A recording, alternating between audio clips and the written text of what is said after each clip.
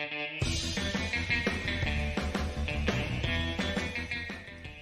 Addams Family. Welcome to Myopia Movies. This week we're dusting off something from the old Patreon. We did Addams Family Values a year or so ago. And when we did it because they were releasing the animated pictures. Now, for those of you who don't remember this, in the early 90s, we got addicted to remaking TV shows from the 70s and 80s, in this case even earlier, into movies. Things like The Fugitive, things like SWAT, things like the Brady Bunch movie, things like Addams Family. Now, the two movies in the 90s, we did the first one years ago on the main feed, and then we did the sequel here for a Patreon release. Since then, they've done two animated movies, which did fine, and now Tim Burton is doing another live-action version. So in honor of the Tim Burton version, we're releasing our Addams Family Value from behind the Patreon paywall. Please enjoy, guys. Thanks.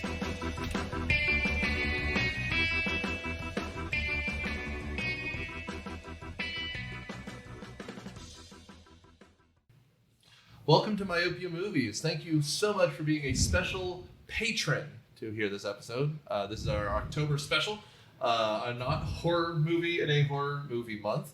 But that means, unfortunately, Brittany's not with us. Instead, we have Lauren visiting, which is, well, she's back again. It's been a while. Better. It's been a while since you've been on the show, which, of course, is my fault. I'm pretending like it's not. In the meantime, though, we should mention that this is Addams Family Values from 1993, directed by Barry Sonnenfeld, which, I don't know, it's the sixth movie we've done with Chris Lloyd where he almost gets to make out with someone, but still has not made out with anyone. I think he kissed one person, which is Back to the Future 3, on film. I think that's the only time he's actually kissed someone in film. He kind of kissed Joan Cusack in this. Yeah, well, she kissed him. It's a very awkward scene. They face away. Yeah. Well, he still gets it at the end of this movie with, dementia? Yes. Dementia. It's a beautiful name. It means insanity. My name is Fester. It means rot. I mean, I was aroused. Anyway, let's just do this. I'm Nick Hoffman, host of Myopia Movies and Riffer on Cineprom. On panel we have... And I'm John, host of Mission Briefing. That's the one. I could remember the name of my own podcast. Mm-hmm. Thank you. Yes, absolutely. So we'll finally get a No Time to Die episode. Fingers crossed. If it would just like to come out, I would like to do an episode. Yeah, that'll be our Mission Briefing movie this month if it's come out. Hello, this is Daniel, a frequent contributor to popdose.com, and unfortunately not an Addams. That's right. And I'm Lauren, and like Wednesday, I am just so excited to be here. So, we did the first Addams Family movie 4 seasons ago, 5 Something seasons like ago. that. It was a while ago, yeah. It's in the back catalog, but where you can still get it, I think. So this is the sequel that came out just 2 years later. This is when Barry Sonnenfeld had become like a huge director. Because I think the movie he does after this is Men in Black. I think you're... Yeah. No, he does get Shorty after this, and then he does Men in Black. Yeah, so he went from being a cinematographer, I think, to being like kind of a huge deal, and now does mostly TV. If I remember right, the first Addams Family movie was his first film. Yes. His first feature film. And Spielberg pushed him to do it, I think, Yeah. right? Was Spielberg the producer, something like that? That sounds right. It might have been. I don't think he was officially the producer, but I mean, when Steven Spielberg in Hollywood tells you should do something, you should probably do it. That's right. I love that he has a cameo in this too. It's Yes, very, he does. It's very Hitchcock. Yeah, and he did in the first one too. I believe so. Yeah. So, I mean, Lauren, you have notes. Do you want to try to give us the plot? Because this movie's kind of circuitous. Mm-hmm. Sure, absolutely. It's a sequel. And obviously that we talked about, but this time Morticia and Gomez have added a new baby boy to the family who they named Pubert, which I think is hysterical. Such a good name. Yeah. They were debating between Lucifer, Mal or whatever, but they landed on Pubert. Wednesday and Pugsley, just like any siblings, don't like a new sibling, but like other ones, they want to actually try to kill their baby brother. They're just playing. Exactly. So because of this, Gomez and Morticia finally decide, okay, we need a nanny to take care of these babies. So they go through this whole sequence of different nannies. It's hilarious. I love that scene. And finally, they land on this new nanny named Debbie, who is played by Joan Cusack. And Turns out Debbie is a serial killer who marries rich bachelors and murders them to get their inheritance. She's called the Black Widow. But she's also, and I'm just speaking from my perspective here, a complete thirst trap in this movie. Yeah, she's hot. She's definitely hot. So she seduces Uncle Fester. So we find out that's the whole reason that she's there, is because she knows about Uncle Fester. And Wednesday gets onto her trail pretty quickly. And so Debbie sends Wednesday and Pugsley to a summer camp named called Camp Chippewa, which for me is just the freaking highlight of this movie. I mean, the Thanksgiving play and all that, I'm sure we'll get into. It's just hysterical. But Debbie and Fester do end up getting engaged. She tries to kill him several times in different ways. Boombox in a bathtub. She tries to blow up the house. Anyway, none of it works. And then they kind of show, so it flips back between Debbie trying to do that and the camp, the summer camp. Camp Chippewa, But then at the end, Debbie reveals herself and tries to, tries to electrocute them basically, but baby Pubert escapes and manipulates the wires and somehow electrocutes her. And so basically the new baby saves the day, so then everyone's finally okay with the new baby. Very good. Basically. Yeah, Good basically. Yeah. Okay, so we're done. No. All right. See you next time. So the first thing I want to talk about in this movie is, I guess the Academy Award nomination, but it looks incredible. These movies all look incredible. There's miniature work. This is done. The production design is done by Ken Addams, who we've talked about on Mission Briefing before because he did 8 Bond movies. Wait, Ken Addams? Ken Addams, yes. No, a guy named Addams is the production designer you said on this movie? Yep. Yes. Oh, boy. He also worked a lot with Stanley Kubrick. He did Barry Lyndon and Dr. Strangelove. He did the Addams I Family. know that. Yeah. And then he did almost all the Sean Connery Bond movies except for From Russia with Love, up through Roger Moore's Moonraker. So, he nails this. The camp, first of all, is done in Burton-esque pastels, and it's horrifying. I mean, they play at Disney here, which is fantastic. For the longest time, I remember when this first movie came out, I thought it was Tim Burton. It looks because like it looks so much like Burton. I think the reason they picked Barry Sonnenfeld was because he was the cinematographer on Beetlejuice or Edward Scissorhands or something. I think Beetlejuice. Yeah. But I will say, it looks like it in the same way that the fucking font, the Addams Family font, is the Men in Black font. That scene where the bug is flying up to the windshield, that is an Addams Family shot. Like almost chalk on a wall type font. Very thin, very spindly, very Nightmare Before Christmassy. It does have that Tim Burton feel, which I like. And they nailed the Addams Family house like they did in the first one. You can almost see the spider webs coming off the chandeliers, and the house just feels old and lived in and dusty. Well, the best part of this is how they're taking visual cues from the original New Yorker cartoons. Yes. Well, they are. Love that. But they take it a step further. As Lauren referenced, they're trying to kill the baby. And one of the best early ones is they're standing on the cupola, the very bell tower of this building, the very top. And Wednesday asks Pugsley, so which is going to land first, the baby or the bowling ball? Well, there's only one way to find out. They drop it. And the baby's falling, and then halfway down, Gomez opens the door and catches the baby and goes, darling. And then the ball hits, of course. Let's go back to the beginning, because there's a lot of great jokes at the start. There's some great jokes. I love this movie, but to differentiate it from the first one, I think the first one had a far better plot. Yeah. This one nailed the one-liners. Yes. Yeah. This is more of a joke. I think that's spot on. Yes. Each scene of this movie could almost stand alone as an Addams New Yorker comic. Each scene is made for the one line, the punchline. Well, it opens with the scene of Morticia knitting, and she's like, "I'm going to have a baby right now," and then she's being wheeled through the hospital, and Gomez is standing over her, asking her if she's in any pain, and hard as a rock, and you can tell. Yeah, and they do the thing. Now, the best part of this is when they ask Morticia if she wants any anesthesia, and she's like, "No, thank you, but do ask the children." That is good.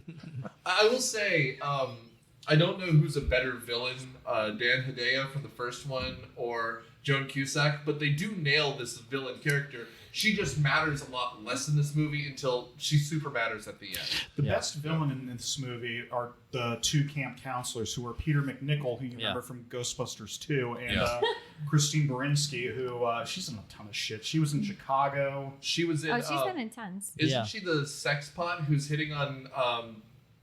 In Godzilla, she's the one who keeps hitting on Matthew Broderick when he's looking at the worms at Chernobyl. No. Oh, maybe. Yes. She's the mom in Big Bang Theory. Yep. I mean, she's been in She's everything. also in The Grinch Who Stole Christmas. Yes, she is. The terrifying Jim Carrey one. You two are still living? Yeah. I guess that's a stage. They are very good. No, there's some villains. great one-liners. My favorite death when they try to kill the baby is the guillotine. So Wednesday sets up this guillotine and pretends it's the French Revolution. Woe to the Republic. How do you plead? Guilty. Guilty. And then the baby somehow stops Catches it, the blade. catches the blade. She goes, We also "Oh." described the baby. The baby comes out with a mustache and and the hair parted to look exactly like Gomez, which is amazing. awesome. And I learned on my research of this, it's actually, they use twin girls. Yeah. Yeah. I guess at that And age. I saw recent pictures of it doesn't yeah, really I just matter. thought that was so interesting. By the way, They're now 25. John and Lloyd, course I they think, are. mentioned how good the names are. Originally, these characters didn't have any names because in the New Yorker there just wasn't the space. So he invented the names. Charles Addams did for the TV show, and Pubert was his original pitch for Pugsley. Mm-hmm. And so Pugsley was going to be Pubert, but the TV network affiliates at the time said no because that sounded too dirty. So that's where Pugsley comes from. So I just love the fact that they're paying tribute to the actual guy who started all and this they explained madness. it too, Love because that. they asked like, "What's the baby's name?" Well, we thought long and hard. We wanted something that he could live with, something that wouldn't make kids have fun with him in the playground. So we chose Pubert. So, Yeah. Of course you did. Of course you did. Of course you did. Well, it's so funny because Morticia's strange, but Gomez is kind of a name. But like, it's great. We can get through this. Carol Kane is in this again as Granny, playing the same character she did in The Princess Bride. She Oh, replaces the original Granny from Oh, the first She one. did. yeah. She Yeah. replaces it. Yeah. And But she does a better job. I agree. Yes. Yeah. And she got it because her and Anjelica are actually close in real life. Yeah. They're buds. Yeah. So that's how she And got the actually, role. my wife Kelly was very upset when she found out that was Carol Kane because she thought Princess from Bride. The Princess Bride. Yeah. How The did I same not notice bit. that? Doing the exact same The bit. same bit. Exact same bit. Crotchety old crone. Yeah. No, Number the two, cast yeah. the cast in this is phenomenal though. I mean, Raul Julia, Christopher Lloyd, Joan Cusack, you can't get better. Tony Shalhoub Tony has a Shalhoub role is in it. hitting briefly. on Hitting in on that Debbie. bar Yeah. scene. That's right. Hitting on the whatever her name is, Debbie Debbie, yeah. Jelinski. I will also say I love Carol Struycken, who's Lurch, who's also Yes. plays the bodyguard of Counselor Troy's mom in Star Trek. Mhm. He was also the giant in Twin Peaks. And wasn't he That's in his Tim role. Burton movies Big Fish? Probably. He's one No, of the, that wasn't it. That was Matthew Laurie, I think his name was. Okay, and then the guy who plays Thing is Chris Hart. He just does commercials as Thing. He is always Thing. It's great. I always imagine he's David Duchovny's character from Californication. no the Blue Steel, like this is a house made for ants. Oh, Zoolander. Zoolander. He's that character, the one with like the hand in the jar because he was a hand actor.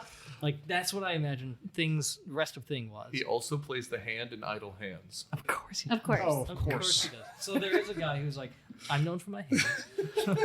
So As Davey says, I'm good with my hands. let's bring back to the movie. We mentioned No. that the baby gets born, or for all I know, it's the Addams family. It came out of Morticia the same way the creature and alien came out of John Hurt. I should have liked that. Yeah. And then the other kids try to kill the baby by like tossing it off the roof or guillotining it. So they try and audition a bunch of nannies. Oh god, this is a scene out of Mrs. Doubtfire. It really is. Though I will say it is the puppet lady got me. Oh, Oh, me? yeah.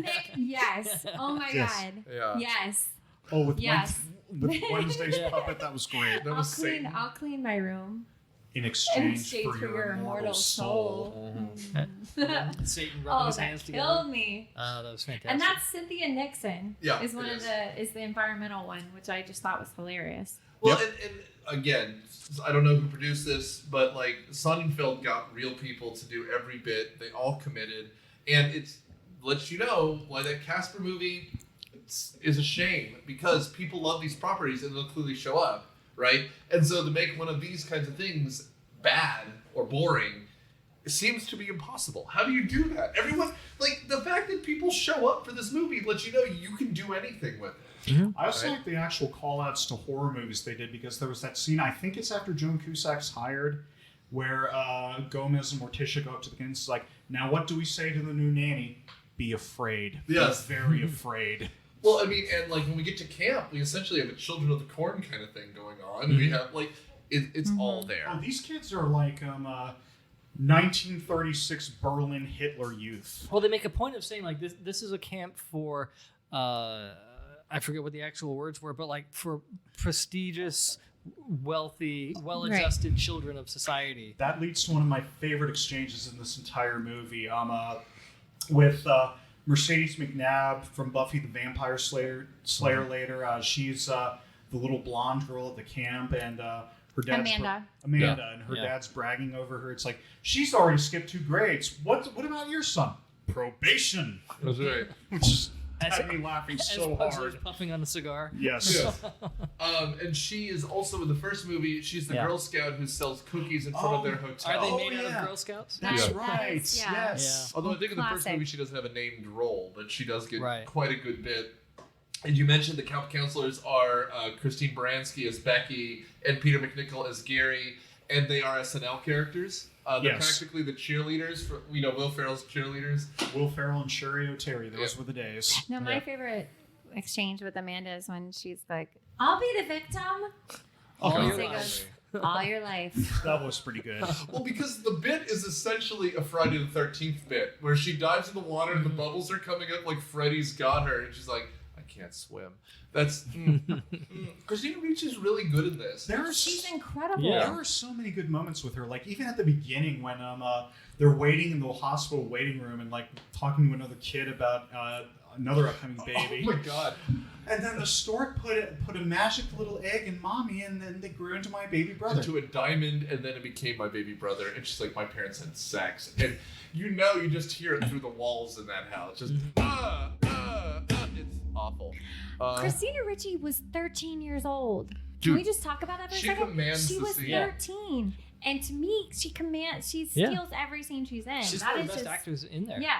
This was actually her first kiss Oh, that's funny. with Joel. With And David she's Krumholtz. 13. Yeah, with David Krumholtz. So, like, if you can imagine, she was only 13 and doing that. That's just amazing. It's more of a shame that everybody in this film was like they were either established or they went on to do great things. Mm-hmm. Then you've got Pugsley. The kid that did Pugsley, like I looked him up, like this is basically the only 2 movies he was in with the Addams Family movies, and then he stayed in Hollywood, but he's doing like he's transportation or he's crew basically. Yeah. Gotcha. That's his cool. career. Like he stayed in it. Ironically, his name is Jim Workman. And he's not There you working. go. He's typecast, man. You know what? There's no shame in being a crew member in Hollywood. You can still make a Oh good my living. god, from me that. true. Are you kidding? Yeah. It's amazing. But to add on to your point, Nick, I just want this on the record. Everyone talks about Morticia and Gomez are relationship goals. No, they're yeah. fantastic. Well, So and many people one talk of the about most it. Think about it. well-adjusted They are couples. so loving and devoted to each other. They're actually very attentive and loving parents. Tish, Awesome that's relationship and French. sex life. Like if they support each other, there's passion. They're actually relationship goals. Well, and they're also very proud of their family. Like when they're at camp, it is so funny because I teach at a fancy private school, Lauren and I went to a fancy private school, and we know the parents of that are there. They're showing up in like cool coats. They're acting very smug about their kids. And we were watching this movie, one family movie night. I had a beer in my hand, and he comes on stage. Put the beer down. I started looking up smoking jackets because I will never be that cool, but I want to think I'm that cool. Smoking jackets Julia and makes it cool. Absolutely. dude, and again, Anjelica Huston is this tall, slender woman with a V-neck down to her navel, And he's wearing a smoking jacket over a vest with a cigar, and he goes, "Gentlemen," like we'll get there to the bachelor party scene, but again, he's holding this room of monster men, and he looks almost not crazy. It's wonderful. Well, he's dressed in like fox hunt gear, like the red coat, tails, top hat. Speaking of a Bond movie, yeah, really, right? What's the dance from the first one? The babushka. The The babushka scene from the first one, they do here with a tango at date night. Yes. Yeah. We're kind of skipping ahead a little bit because, well, we at least need to establish who Joan Cusack is, which we do. She's hired as the nanny. Yes. It turns out she's the serial killer, the Black Widow, as Peter Graves tells us on a TV show called America's Most Disgusting Crimes. Which is great. And then apparently she wants to marry Uncle Fester because the Addams family is actually really rich. Which is what we established in the last movie, right? With Dan Hedaya trying to steal their wealth. So we mentioned this kind of scene at the beginning where they're looking for nannies to one degree or another. Debbie comes in out of another movie. She's wearing all white, and the level of cleavage she shows depends on how much she's trying to hit on Uncle Fester. And it's funny how little Anjelica Huston is impressed by her, and how Gomez completely ignores her. It's well done. But the baby likes her. The kids don't kill her right away. Presumably, there's just dead nannies in the back of the house. But she wins them over by saying, "Oh, the baby's so cute. I just want to eat them all up, and just squeeze him to death." Or something. And Gomez and Morticia just like side glance to each other and just smile. Like, this is the one. You're one of us. Right. Meanwhile, she gets her room out of, I don't know, Psycho or something. It's this really creepy threadbare room. Yeah, it's the dungeon. And then on the night table, we have all these pictures of like Forbes magazine with Fester on them as this millionaire who is single. Right? Yes. I did feel this is the one part that I'd never noticed before, but I felt like I missed the joke where Peter Graves says like she's out of money, and it pans to like a collection of magazines, and there's like a dollar bill and some change on it, and it's panning over these magazines, and I feel like I'm supposed to get a joke about these, like kind of like the Amy Fisher joke that was later on. Like it seems like it was something from that era, but I could not find it online as to what I was missing. Maybe. I think they're just really trying to establish that she's the Black Widow. Probably. Because you didn't know that until then. I think that was the main goal of that scene, is to establish that this is the Black Widow. That's who she is, who they're talking about. Are these, because before you don't know that. Are these the Fester magazines? Yeah. And some of them do have fake titles, but... Yeah, but like Forbes is on there as like one of the most... Can you imagine if you're the production designer and you're just like, well, we can just ask Forbes to see if they'll let us use them in the movie. But yeah, you have like Houses of the Rich and Bizarre is listed in Houses of the Rich and Famous. Oh, I love some of the fictional titles in here, like when Fester, before he meets Joan Cusack, is reading a book called Lonely Men and the Women Who Avoid Them. That's good. Love it. But yeah, so she eventually... Excuse me, Strange Men. Strange Men. Otherwise we get emails. That's right. We get emails? Again, I think that scene, same thing. They're trying to establish that he's lonely. He's looking for somebody, so he's and she's vulnerable. obviously a predator. Right, and she's vulnerable. No, she's hot in this movie. She's working it. These Addams, she's man, beautiful. where do you find them? It has to be damp. That was another good line. Like I said, the one-liners in this, like when she first meets Gomez, it's like, oh, what a lady killer. And he just smirks and says, acquitted. Well, anyway, Joan Cusack's hitting on Fester, so they go on the double date, and that's where you get the tango scene. And poor Fester. Yeah, poor Fester. He is a strange. He's sticking breadsticks up his nose. Gomez is being smooth, and he's tangoing with Morticia, and Fester vomited on Debbie. That's how you know that he likes you. And sticking breadsticks up his nose. South Park taught me that. Exactly. Yeah, and they're eating in a cave. I don't know where this is supposed to be. It's their favorite bistro, apparently. And it's been renovated. And I do love how there's also like a prince there, because like at one point there's like this Duchess, this cleavage, like this buxom blonde, and Gomez lights her cigarette. And so Morticia then takes the rose from the flower of like this guy with like 30 fake chevrons on it. It's cartoonish. I love this. I love every scene in this movie. But again, it's filmed like they're on the Pirates of the Caribbean ride. Yeah. Yeah.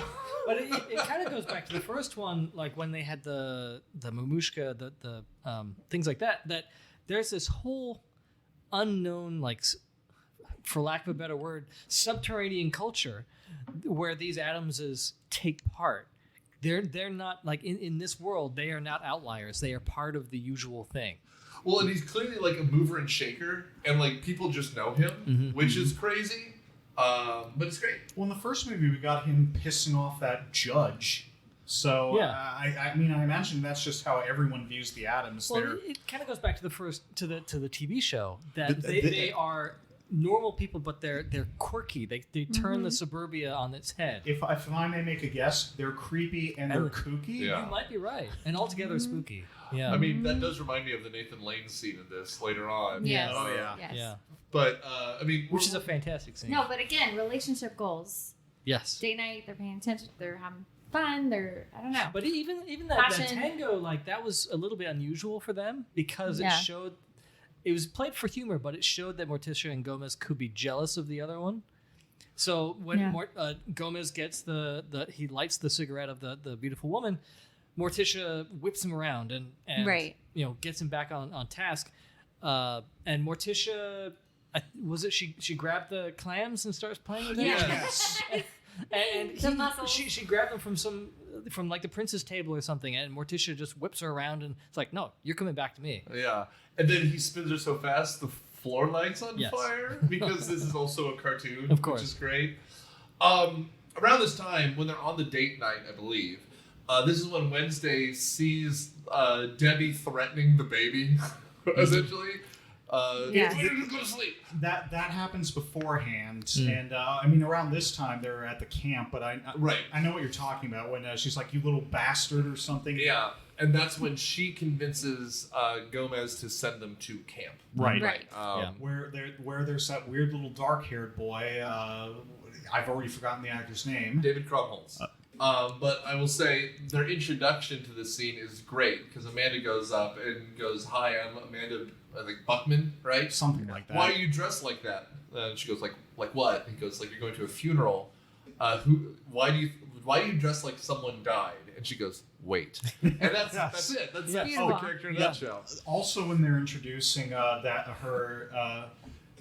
Morticia's like, Wednesday's at that special age where a girl has one thing on her mind. Boys. Homicide. That's right. Which is, again, the one-liners in this movie are and fantastic. some of the best lines and best scenes of this film are at camp where the completely agree. kids are, well, not so much Pugsley because we don't see so much of him. Because he's not a good actor. Well, and he's not a great character, but Wednesday is just completely at odds with all these preppy girls, and they're telling ghost stories, and they're like, "Okay, Wednesday, it's your turn to go around the horn and give your little bit to the story." And Wednesday's like, "I don't want to do it." Just do it. Tell a ghost story. You don't know anything scary, do you? So Wednesday, gins herself up. She's like, and then the bad guy happened, and all their old noses grew back. Yes. And the girls just freak out and effectively just run out of the cabin. And that's what causes Wednesday and Pugsley to have to go to the Harmony Hut. Which is what happens during the double date scene simultaneously. Yeah. The Harmony Hut is apparently a special cabin for misbehaving boys and girls at this camp that's filled with nothing but happy things. And Disney movies. And the Sound of Music. Which is, I'm just going to put this on record, an object of torture. Well, You're and this wrong. Fuck the Sound of Music. That's a shit movie, but anyway. All right. Whoa. That's harsh. Tell us how you really feel. Yeah. I would say they make a lot of Disney jokes because I think the first three movies they threaten them with are Bambi, The Little Mermaid, and I forget, Cinderella. Well, the biggest part of this scene, and this was probably bad timing considering it was 1993, was... Michael Jackson. Yes, Michael Jackson. The dark-haired boy coming in, and then he sees a Michael Jackson poster and starts screaming. Okay, so the crazy part about that is, again, I always have to do research for this. Michael Jackson was supposed to do a song for this. Yeah. It's called... Is It Scary? Is It Scary? Yeah. And so there was some legal stuff happened. People were sued, but he ended up not doing the song for this movie, but it came out later in another album. He was initially... So I don't know if that was like supposed to be a dig to Michael Jackson because the lawsuits and the legal stuff, because they didn't do the song, but well, I mean, I think that's why that was brought in, right? You say that, but this was the same year as Free Willy, and he did the Free Willy song. So I might just be like, at this point, he was hot shit, and people were fighting over him, and a contract fell through. Yeah. But a Simpsons joke was like the year before he was on The Simpsons. So, right? Like, it was 92. That was their third season? It was their third season, I think. Which would be 92. So, anyway. There must have been some legal lawsuit beef going on. Is my point. It was 91. Okay, there you go. Okay. But I will say... the other movies we do end up hearing is The Sound of Music, and I think Annie. Yes. Where the you just sun will come out. But again, like they're just staring as though they're in Gitmo, and it's funny. That scene is funny because at this point, Krumholtz is with them.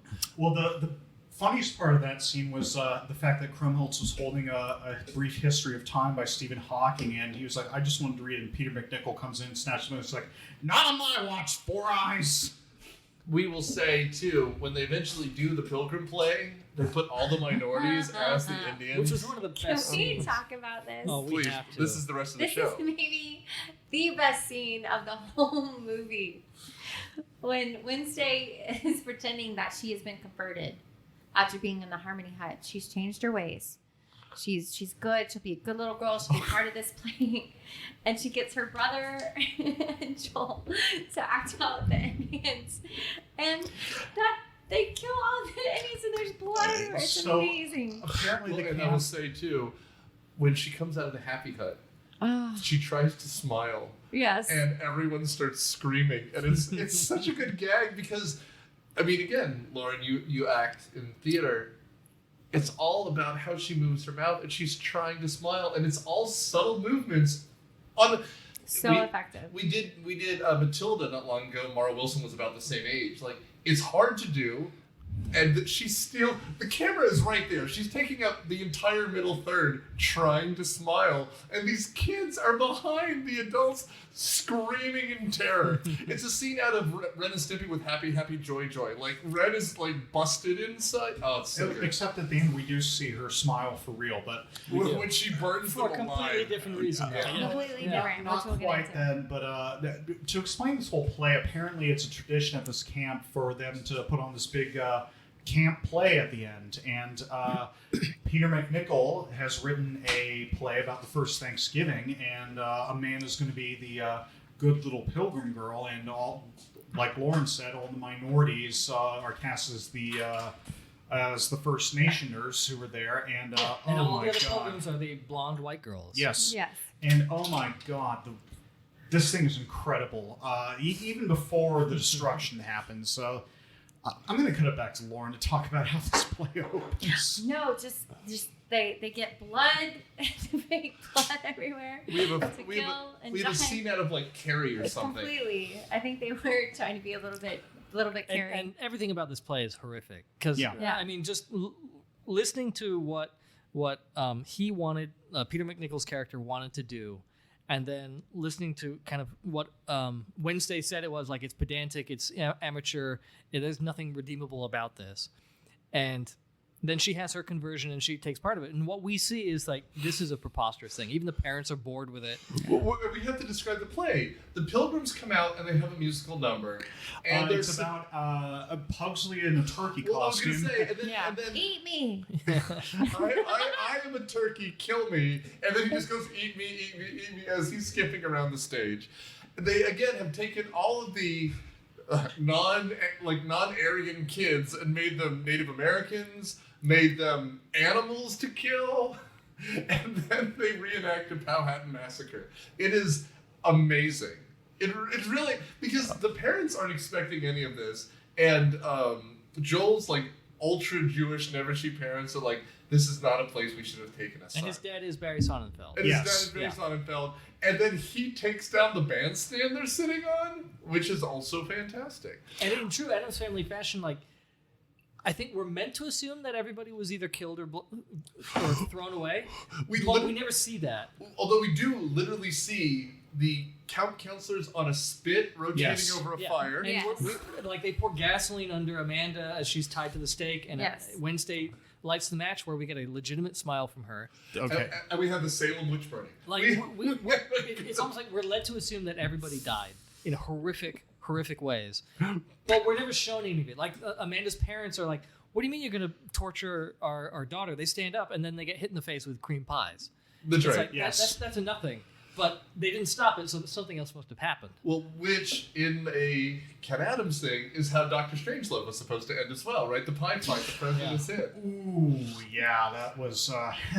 Well, it was a Kennedy joke, but I will say the scene ends with like, I don't know, the Great Escape. Like, there's a chain link fence, and Wednesday and Pugsley just steal a truck or a bus or a van, and they drive off into the distance after her first on-screen kiss with Kurt Brown. First kiss, Because they have also gotten a letter that Uncle Fester's married Joan Cusack. Debbie.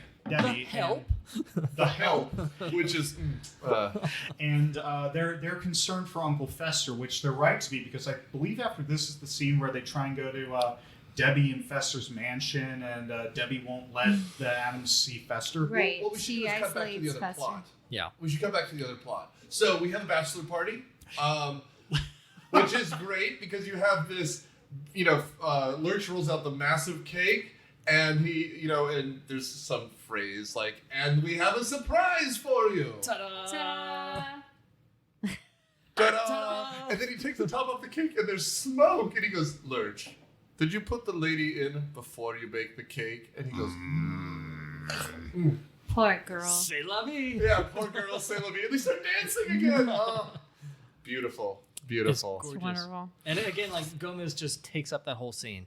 He does. He does. Every scene he's in, he just takes over the entire scenery. It's so good. And I want to watch more Raul Julia stuff. I'm just afraid I'll be disappointed because... Kiss of the Spider Woman's a good movie. I'll look it up.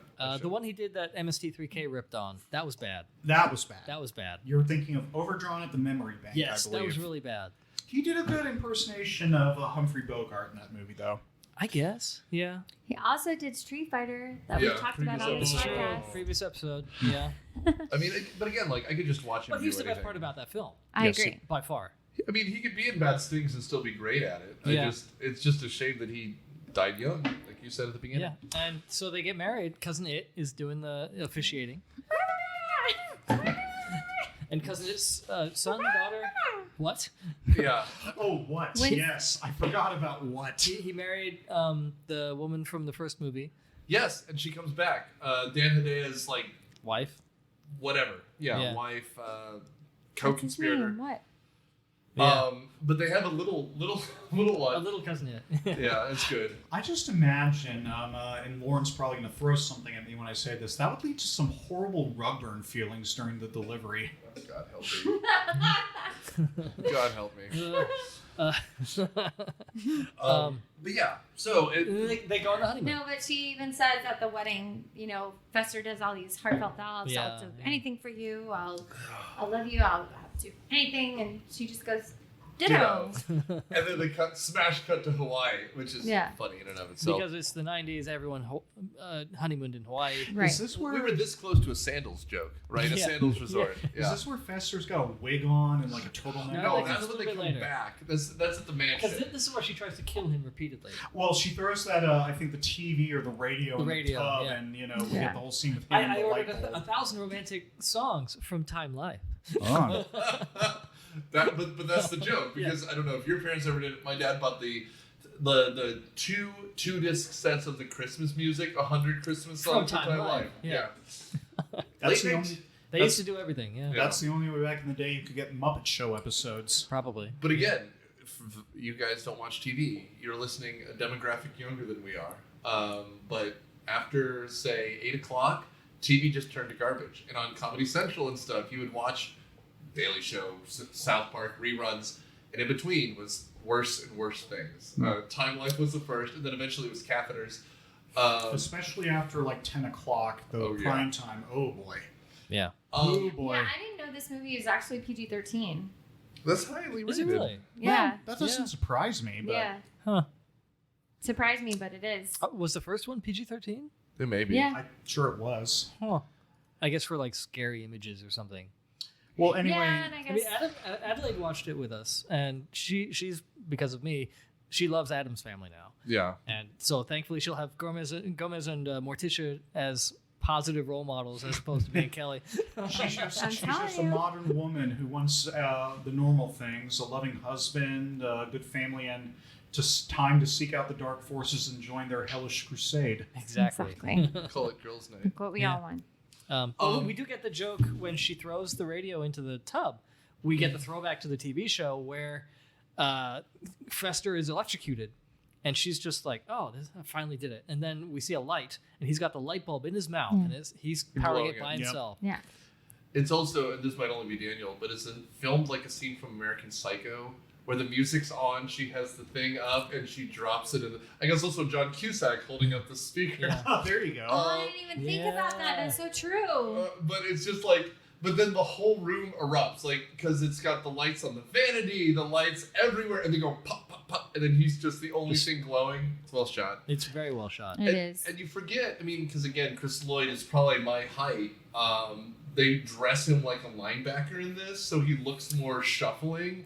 But he's Very incredible. round and tortoisey. Yeah. They're trying. Actually, Bruno Kirby loaned, at least for the first one, I'm sure he did it again for this one, he loaned the fat suit that he used in The Godfather to Chris Okay. Lloyd to be Really? Fester. Okay. But it's all for me in the shoulders, because when you're tall and you're lanky, you have this kind of thin build based around your kind of neck. So to make him not look as tall, they make his shoulders this wide and bulky. So he just kind of, he lurches around. He kind of leans into it.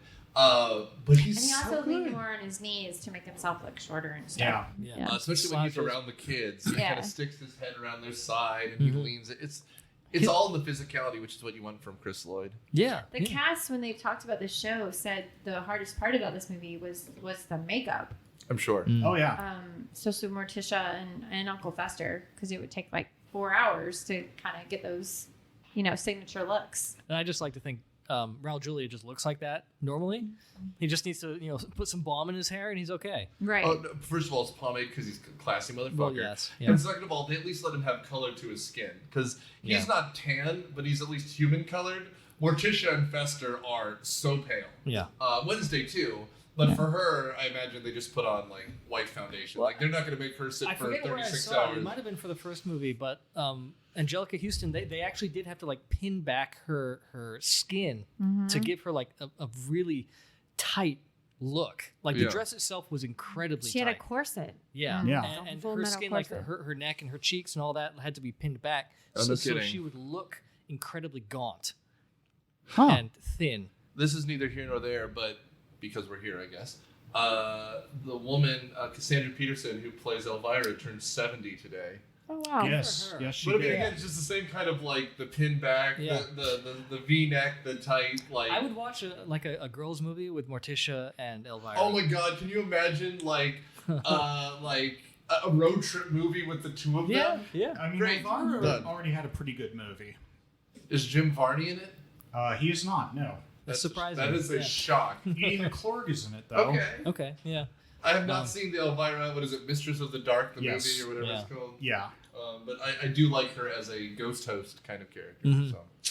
Anywho, But Daddy's increasingly frustrated because Fester keeps surviving, and they come back home. She's on the tarmac, and a hearse driver says, "Like, I have your hearse, ma'am. Where's the body? Oh, he's back there."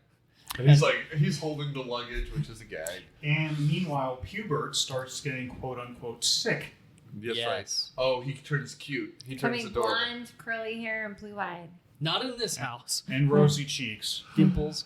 Oh, when the mom says dimples and and Gomez bites his fist and faints, it's so funny. could be a doctor or even president. And just thud. It's so good. And Gomez goes down a spiral. Yes, He just spirals out. because he's lost his son. He's now and his brother. At this point, there's I think a courier sends a letter that says we don't want to see you anymore. Yeah. Right. Fester says that he's breaking off relations with the family, and so They go confront Debbie, which I think we already described. They're living in a big mansion, and Fester won't come down from the top floor. So they go to the police to file a report, and that's where we see Nathan Lane. Yeah, and again, Gomez just owns this scene. He's trying to make this police report of how his brother is being held captive, and Nathan Lane is the intake officer, and he's just not believing it. I love that Nathan Lane is in this because he played Gomez on Broadway in the Addams Family musical. Yeah. And if for audience that don't know this, there's actually an amazing musical of the Addams Family. It's incredible. John has an awesome shirt on right now. I saw it at the Fox. Yeah. It's fantastic. And so I just love, I don't know if there was that connection there with him being Gomez on Broadway, but I love that they brought him back. well, and the dialogue is great. He goes, "I demand justice. Someone has married my brother," and he goes, "No." And Yeah. he goes, No. She took him to Hawaii. They have a large, expensive home where they make love constantly. He goes, "I hate when that happens. Arrest her without delay." Arrest who? My Debbie, my brother's wife, the temptress of Waikiki. Who are you? What are you? And who moved the rock? He goes, "You must issue a subpoena. I believe they own Gomez. No, a Buick." And then you smash cut to credits. And I love I have seen horrors, and Lurch raises his hand. I have seen the very vile depths of humanity. They're at camp. They're at camp. Although But until now, I have never seen you. Hook 'em, book. What does he say? Hook 'em, book 'em, and Cook 'em. Yeah. And basically, the Addams get arrested. They're, I think, released later, but they have abandoned their attempts at freeing Fester. And so Debbie decides she's going to kill him on their 3-week anniversary, which is An important milestone. I feel bad for Fester, but it's also so stupid. It's all stupid. It's funny that Fester is kind of the plot device for both these movies. Yeah. But whatever. She sets up a bomb in the house and a present for him. That he's not It's a bomb! Yeah, that's right. What? He guesses what it is. I know. Wait for my birthday. But he's trying to make the most disgusting looking meatloaf that's ever existed. But he's trying. He's trying. He's doing Mr. Debbie. He's got the hairpiece on. He's wearing a pink apron, and He must trying have to make been dinner. He's trying. so hot because he's wearing that fat suit. He's wearing the uniform. He's wearing, on top of that, this wool jumper. On top of that, an apron and that horrible wig. On top of a bald cap, I assume. Oh, poor man. Christopher Lloyd was actually so self-conscious about him in this role. Oh, really? In reading about it, Uncle Fester was his favorite character of the comic strip, and so he loved that. So he actually felt really self-conscious that he didn't want to be too like Back to the Future. Sure. And with Doc, and getting off all the height of that. But he ended up doing a fabulous job, I think, and he finally admitted that he thinks he did it pretty adequately. Well, but it's just kind of funny. It's great because I love Chris Lloyd. Back to the Future, I think, is my favorite movie of all time. It's a masterpiece.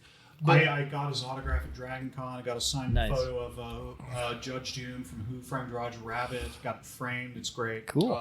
Previous panelist who has been on in a while, Emmy Rose, toured him around Dragon Con. She was the point person There you go. for him. But He was really nice. I'm sure. Yeah.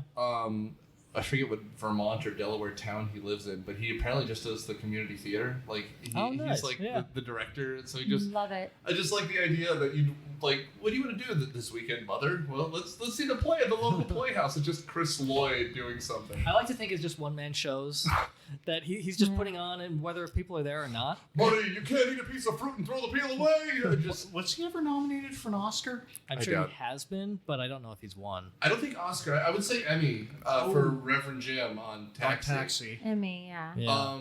But like he's just not usually in those kinds of roles. I mean, we did Camp Nowhere already. I want to do Richie Rich where he plays that drifter who kidnapped, or not Richie Rich.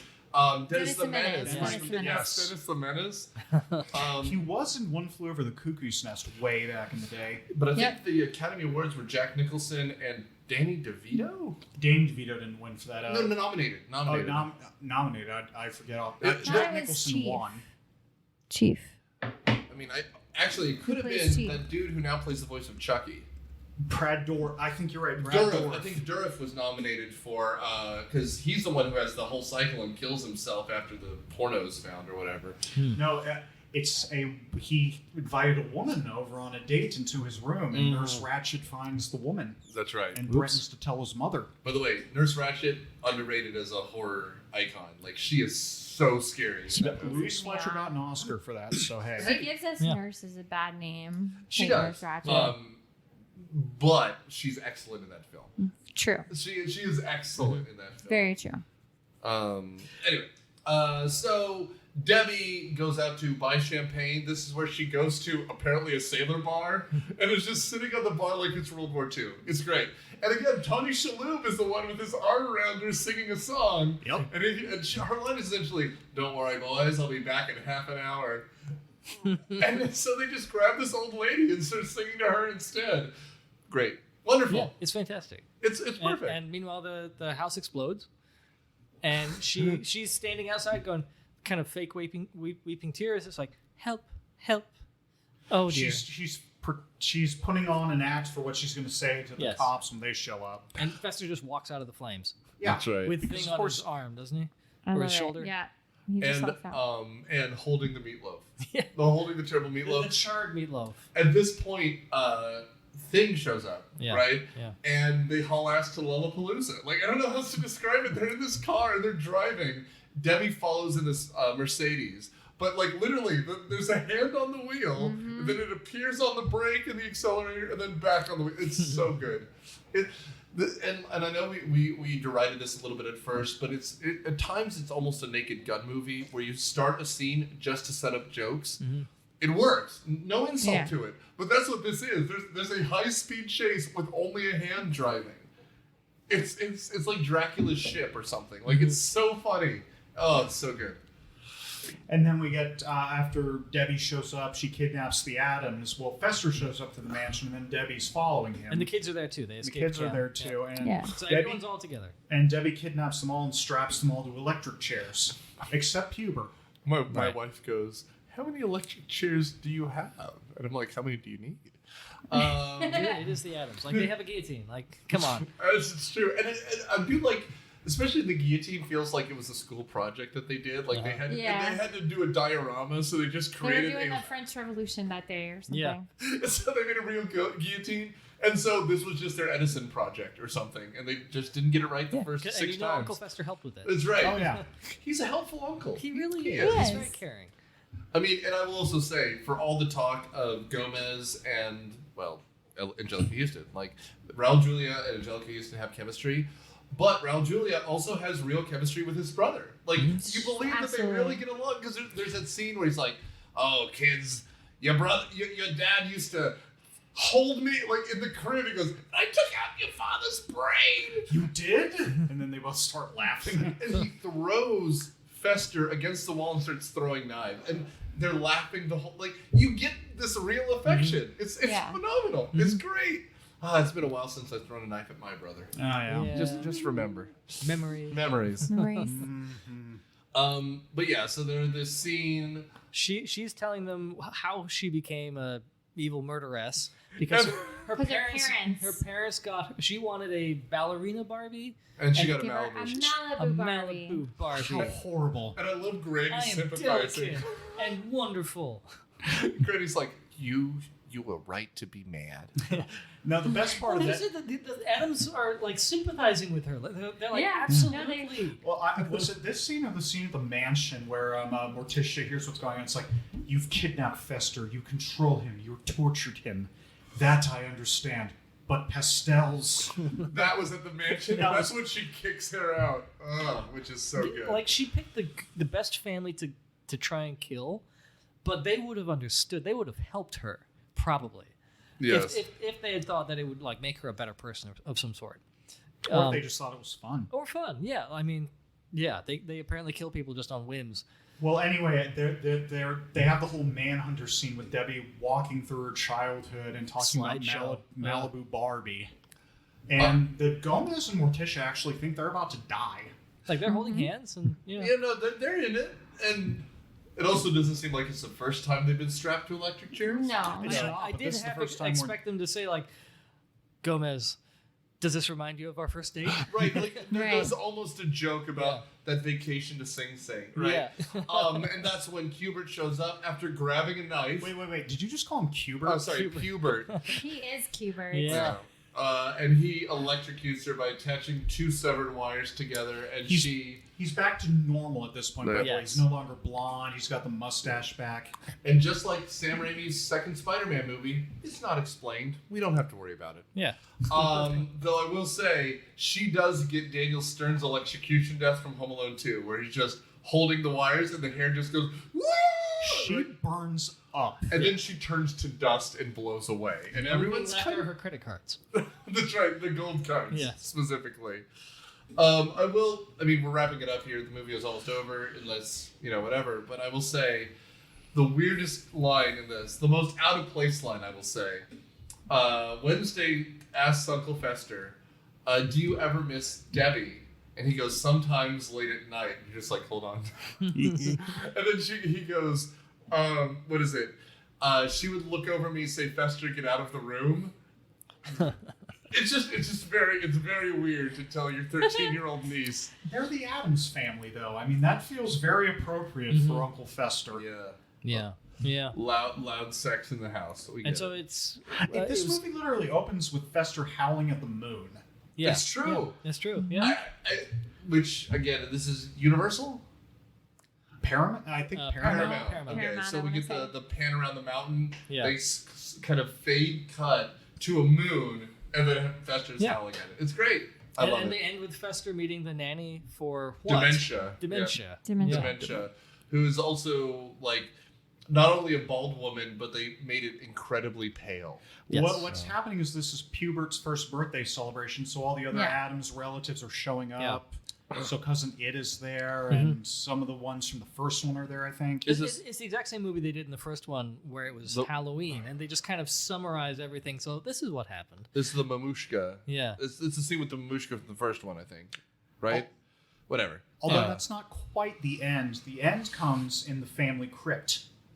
Yes. Oh my Yes. god. Yes. Well, I guess just for one previous joke, the engagement ring came from great grandma Addams, and they're She was buried with that. and then Debbie swings the shovel Shows the over her shovel. shoulder, which is we get the walk through the cemetery, yada yada, which is so it is established before, and then we get it again at the end, Daniel. Yes, and Wednesday and I forget Joel.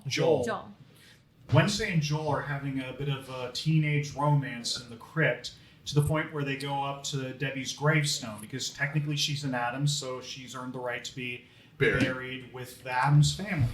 And then what do we get? We get a scene about how Wednesday just wants to scare all the boys, and when Joel says something like, "What would you say if a boy said he liked you? I pity him." Yeah, dude. No, what Wednesday says too, which I love, is she goes, Debbie really does how she doesn't kill her husbands correctly. If I did, I would just scare him to death. Yes. And then the hand comes out. It's a and grabs rip off of Carrie. Yeah. And again, a genuine smile because she's scaring Joel to death. And the musical is actually the Amazing Musical is when Wednesday and Joel are getting married. Oh, there and you the go. whole thing, yes, it's amazing, and the whole thing with that. Also, I guess Little Pet Cemetery. It's very Well, it's very the 13th. Carrie. I felt Carrie. It's good. Pet Cemetery. Are we supposed to assume that was Thing hiding and taking Yeah, part? that was my assumption. That's kind of always been my assumption. Frankly, to me, it didn't matter. Yeah. I mean, and also with how calm and again, she's supposed to be a teen, so it's not like she's acting sexy, but she's in control of the situation. Wednesday's I know something is going to happen. I just need to control the situation, and so she's smiling, in a knowing way at Joel, and it's very kind of he has a lot to learn. And we also should establish at this point he showed up to the party looking very Gomez-y, he has the broken mustache, Yeah. he has the hair slicked back. He was already a pale kid, but he's wearing My First Smoking Jacket. It's very it's a funny look opposite because Wednesday essentially dresses like her mother, wearing the kind of tight fitting black, although she wears kind of a Dutch collar at the top. But And then after that, we get the one disappointment of that movie, which is that remake end credit of Whoomp There It Is, called Whoomp Addams Family or whatever it was. It's atrocious. I turned it off immediately. It was terrible. It was, no. Final thoughts. Let's start with you, John. Well, I love the Addams Family movies. And when I think of Gomez, Morticia, and all of them, I think of these characters. Yeah. And, I mean, like I said at the top, like, I think the first movie had a better plot, but this one just nailed the one-liners so well. Like, I love it. I love everything about it. Mm-hmm. Not to be confused with the sequel, Addams Family Reunion. Awful. Ooh. No one from the original cast came back. Wasn't Tim Curry I just in looked it that? up. Tim Curry was Gomez. Daryl Hannah was Morticia. Nicole Fugere was Wednesday. No. Carol Stricken was back. So someone did show up. Patrick Thomas was Uncle Fester. No. Yeah, like this is just a bad. It's what that sounds like to me is a made-for-TV. I think it was a made-for-TV movie. Yeah. Yeah. And no, I vaguely remember watching like 10 minutes of it and turning it off. I saw the trailer for that once, and I've never seen the actual movie, but I love these films. even Tim Curry looked like shit in that. But anyway, this is the one sequel that's probably one of the few sequels anyway that's as good as the original, as far as I'm concerned. Mm-hmm. If you don't like this style of humor, if you don't like these one-liners, if you didn't like the first movie, you're not going to like this. But if you did like the first movie, then this is great. I mean, even on its own, it's great. You didn't need to see the first movie in order to understand what was going on. So yeah, I mean, this was a whole lot of fun. No, I was way more entertained than I thought I would be. Than I remembered. It was a joy to relive this again because I used to love to watch this when I was younger. I loved everything about it. I think the cast is phenomenal. Really well done. Highly recommend. And I will pause for a second just to. Sorry, Nick. Was this available for streaming? It's on Paramount Plus. I don't have that. I own a copy of it. Yeah, I own a copy of it. I had a moment of glee when we couldn't find it, and I turned to my wife and I said, "I have it on DVD. Yeah. Hook up the DVD player." Nice. How do I put this? I'll get a little filmy for a while. This movie is clearly done by a cinematographer because every shot is beautiful. I don't know how else to put it. Like, it feels creepy and eerie, and even at summer camp, which is bright and beautiful, they then put a filter on it and film some weird angles so it feels creepy, even though it's just a bright, sunny summer day. And we all went to summer camps to one degree or another. There's nothing creepy about them. They make it feel eerie. And again, like, Sonnenfeld just had a good script, and he had good actors, so he didn't care about the minutia, because they would do that. He just filmed it to make it beautiful. The first one, like you said, has a better plot. I probably watched the first one more often, but this movie is almost better to just throw on the TV because you don't have to care about the plot. You're just waiting for the joke to come. Mm-hmm. And so, like Sudsy said, I don't know which one's better. I don't think it matters. They're just different movies. But in the end, they're both kind of equally good choices. So yeah, no. If you haven't seen them, I don't know how you missed them, but other than maybe the Mission Impossible movies and The Fugitive, these are the best TV shows to become movies ever. Mm-hmm. And they almost... Based on a comic strip. Right. Yeah. Well, but It's then they amazing. ruin every other movie that comes after it, because, like, what are you going to choose instead? Baywatch? 21 Jump Street? The Garfield movies? Like, the Beverly Hillbillies movies. The only one that comes kind of close is... Richie Rich. Richie Rich is terrible. The Brady Bunch Dennis the movie, Menace. the first Dennis one the is kind of Menace, funny because yeah. it's a parody. It's a satire. And then what's the one? Josie and the Pussycats is also pretty good. Yeah. Charlie's Angels, I'll need to rewatch that. It was bad. The but first then- one? It was bad, but the TV show was bad too. Oh, so. yeah. I would say at least that one's fun. Yeah, it's not a that's- good movie, but it's fun. But like this is a legit. These two are legit good movies. Yeah. And frankly, as I get older, sometimes I just want a comedy to throw on the TV. These are movies you can just throw on the TV, and you probably haven't seen this 1,000 times like those slapstick comedies from the 80s. They should be. But anyway, you're our patrons, so You know, you either like our opinions or you hate them. I got something very passive aggressive sent to me about how my opinions of Hellraisers were wrong. So, you know. Matt's emailing you again? No. Well, they liked your opinion of Hellraiser. But anyway. I also just want to add that I feel like this movie is not outdated. Like, I feel like it does kind of turn the test of time. Yeah. It's very similar themes. I didn't feel like it was, oh, you would only get some of the jokes if you were from the 90s. Yeah. Agreed. It's, yeah. You know. Agreed. Anyway, we'll wrap it up here. So thanks for listening, subscribing, and paying to listen to this. We love you for paying to listen to this. Please tell your friends to pay us too, and rate and review everywhere you get this podcast. Thanks, guys. We're out.